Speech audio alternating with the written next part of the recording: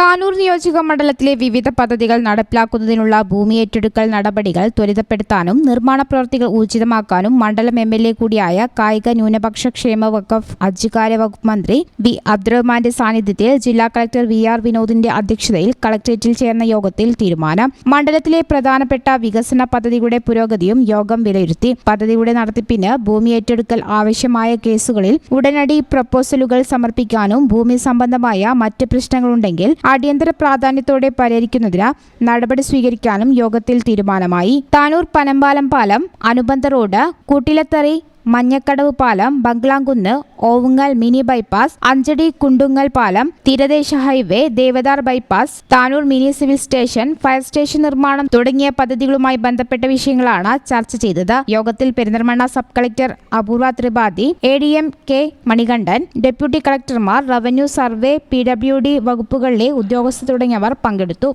News bureau, Malappuram.